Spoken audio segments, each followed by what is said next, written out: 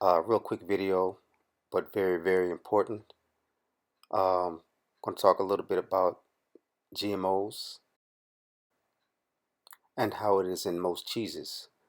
The slick way that it is slipped into this food, and this gives rise to being able to consider or being able to imagine just how cleverly they slip it into other types of food. As of this video, I'm really starting to see the agenda and how voracious it is. And I think that needs to be the important point in this particular video, beyond the specific way that, or the specific GMO product in and of itself. The agenda and the ferocity at which it happens. So what we're going to do now is we're going to go into the cheese making process to vet out this information that I'm trying to give to you. Cheese consists of proteins and fat from milk, usually the milk of cows, buffalo, goats, or sheep. It's produced by coagulation of casein. Typically, the milk is acidified and then coagulated by the addition of a rennet. Focus on that word rennet, R-E-N-N-E-T.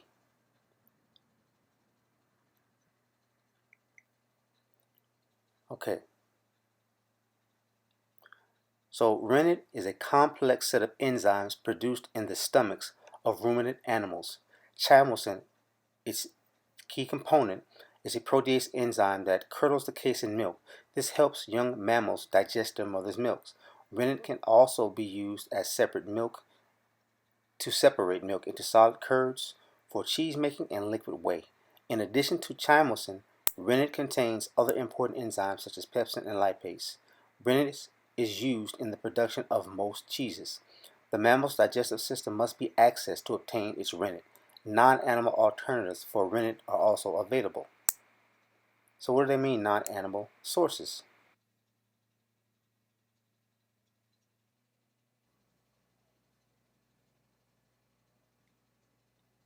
Okay, we're going to go chymosin.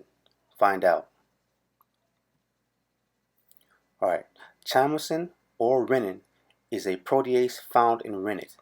It is an aspartic endopeptidase belonging to MROPS-A1 family. It is produced by newborn recombinant animals in the lining of the abomasum to curdle the milk they ingest, allowing a longer residence in the bowels and better absorption. It is widely used in the production of cheese. Bovine chymosin is now produced recombinantly in E. coli, Aspergillus niger var, awamori, and K. lactis as alternative resource. Okay, so they said that this can be created recombinantly. Let's see what that means. Recombinant DNA molecules are DNA molecules formed by laboratory methods of genetic recombination, such as molecular cloning, to bring together genetic material from multiple sources, creating sequences that would not otherwise be found in the genome. Recombinant DNA in a living organism was first achieved in 1973 by Herbert Boyer of the University of California at San Francisco and Stanley Cohen at Stanford University, who used E. coli restriction enzyme to insert foreign DNA into plasmids. So I know you probably know where we're going here, but I don't think you know how deep we're going. So let's look up genetic recombination.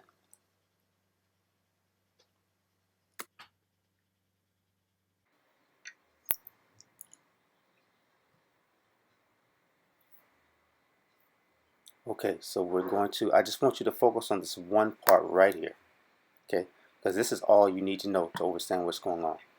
Genetic recombination, also known as genetic reshuffling, is the production of offspring with combinations of traits that differ from those found in either parent. Okay? That says it all right there. Whatever is produced is not found in either parent, either source of the DNA. So what they're saying is the combination of traits, that particular combination in this new thing is not found, or those combinations, those same combinations, are not found in either parent. Now, that could be saying one of two things.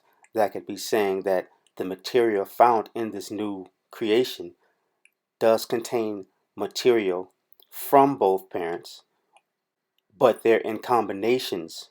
They're arranged differently than what the arrangement would be in either parent. Um, but you can go anywhere with that. But what it most definitely is saying is what's happening is there are enzymes produced from something other than the cow that would be in the normal genome of the mother and the father. And it clearly says that when it says creating sequences that would not otherwise be found in the genome. And as we know, enzymes activate DNA encoding. So, what are these foreign DNA instructions telling the host consumer's body to construct? I hope you see the gravity of what I'm saying because, real rap, I could see it could be the difference between a normal functional outcome or, the rampant madness that we see today in the way people behave. I do way too much studying to take this casually because as you study, you develop a body of information that relates from one area to another. Just like a plumber inherently has to know a little bit about an electrician's job, and an electrician has to know a little bit about a plumber's job since at some point in time they cross connect. So I'm going to leave it there. That should be real easy for you to figure out that there is something entirely new in the enzyme that is catalyzing or that is causing the host body to produce its enzymes. In other words, the food that you eat gives your body its instructions to create its own DNA. What type of DNA instructions is your body receiving from an enzyme that is produced not that is produced from an outcome that is not in the genome or in the genetic makeup of either of the source animals that it comes from. Okay, so I'm going to give you some sources to get some cheeses that are determined non-GMO and they're made not from the they're not animal sourced, they're plant based. So I just thought I'd do that.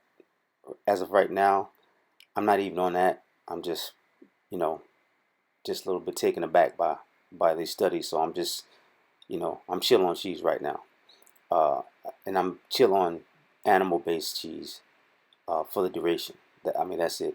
Of course, any sane person, you know what? Let me just chill. Let me give you some sources. Now, I normally don't do this, but in your search for plant-based cheeses, you'll probably come up with one called Dr. Cow. I would not recommend this. I would not recommend this one. All the others, knock yourself out. I don't really know about them, but I've had experience with Dr. Cow just in correspondence. Very rude. Does not seem professional at all. So I won't recommend it. I'm going to tell you what to do, but I wouldn't recommend it. Okay. Some other sources are Treeline. They give you a complete breakdown of everything that they use to produce their cheese ingredients. You can also get vegan cheese recipes on this site, cookinglight.com. They have a lot of information for you. I think even show you how to make your cheese. Kite Hill is a good source as well. Vegan child slices, those are also good in terms of the ingredients as far as I saw. And Miyokos. Okay, these are companies that are very conscious of what's happening with the genetically modified organisms being introduced into the traditional cheeses, and they are marketing to those who are looking for a more healthy, more natural, less invasive, and less reprogramming food regimen. All right. So I hope this helps. Peace.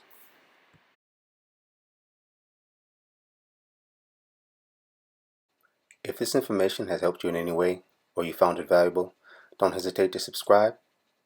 Also, for consultations, go to lessons101store.com, navigate down to the health consultations link, and from there it will take you to our health library page where you can receive a consultation.